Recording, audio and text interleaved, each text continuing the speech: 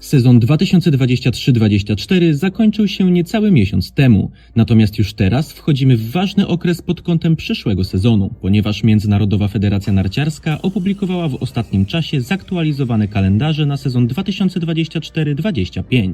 W dzisiejszym filmie przyjrzymy się przede wszystkim terminarzowi letniego Grand Prix. Puchar Świata i pozostałe zimowe kalendarze znajdą się w oddzielnym odcinku. Jeśli chodzi o Grand Prix 2024, to zaszło w nim kilka istotnych zmian w stosunku do wstępnego kalendarza z września zeszłego roku. Przede wszystkim znacząco pozmieniały się daty konkursów. Tak jak początkowo planowano, sezon letni zostanie zainaugurowany we francuskim Courchevel, jednak dni konkursów przesunięto o jeden wstecz. Zamiast 14 i 15 sierpnia zawody odbędą się 13 i 14 sierpnia, czyli bardzo nietypowo we wtorek i środę. Po zaledwie 2 dniach rywalizacja przeniesie się do Wisły, gdzie konkursy odbędą się w weekend 17 i 18 sierpnia. Rozwiązanie z tak krótką przerwą między zawodami, zwłaszcza że są to dość mocno oddalone od siebie lokalizacje, jest dosyć niezrozumiała. Najprawdopodobniej wielu skoczków, którzy wystartują we Francji, odpuści starty w Wiśle, a skoczkowie, którzy będą się przygotowywać do występu w Wiśle, nie przyjadą do Courchevel. Warto zaznaczyć, że we wstępnym kalendarzu konkursy te dzieliło 1,5 tygodnia przerwy, co wydawało się znacznie lepszym rozwiązaniem. Dużym plusem nowego kalendarza jest jednak powrót po wielu latach skoczni w kazachskich Almatach. Jeżeli rzeczywiście uda się zorganizować te zawody, to będzie to oznaczało pierwsze konkursy w ramach letniego Grand Prix poza Europą od września 2021 roku oraz pierwsze w tej konkretnej miejscowości od września 2015 roku. Niestety nie ma jeszcze 100% pewności, że konkursy te dojdą do skutku.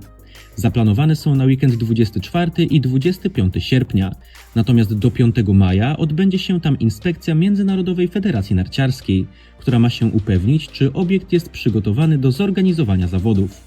Następnie czeka nas niemal miesięczna przerwa w kalendarzu, po czym w dniach 21 i 22 września mają zostać rozegrane zawody w rumuńskim Rasznowie. Niestety tutaj sytuacja jest jeszcze bardziej skomplikowana niż w przypadku zawodów w Kazachstanie.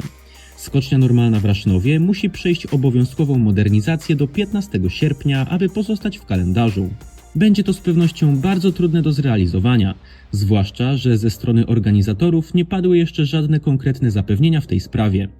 Miejmy jednak nadzieję, że zawody w Rumunii dojdą ostatecznie do skutku.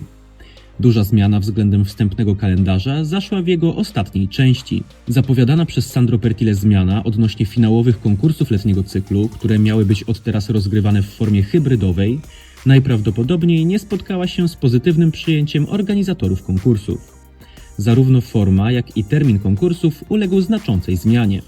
Zamiast na przełomie października i listopada zawody w Hinzenbach odbędą się 28 i 29 września, a w Klingenthal 5 i 6 października, czyli w zdecydowanie bardziej klasycznych terminach.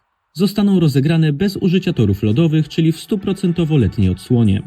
Finałowy, niedzielny konkurs w Klingenthal zostanie rozegrany w formie mixtu. Jeśli chodzi o letnie Grand Prix kobiet, to prezentuje się ono bardzo podobnie. Zamiast zawodów w kazachskich Almatach znalazły się tu konkursy w czeskim Frensztacie i zabrakło zawodów w austriackim Hinzenbach, gdzie rywalizować będą tylko mężczyźni.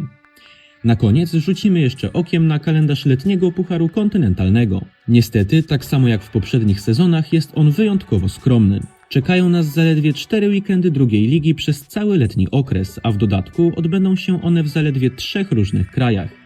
Odrobinę lepiej prezentuje się natomiast kalendarz Pucharu Interkontynentalnego kobiet. Już niedługo przyjrzymy się także kalendarzom Pucharu Świata, Pucharu Kontynentalnego oraz FIS Cupu. Tymczasem dziękuję za obejrzenie mojego filmu i zapraszam do oglądania następnych. A na razie do usłyszenia.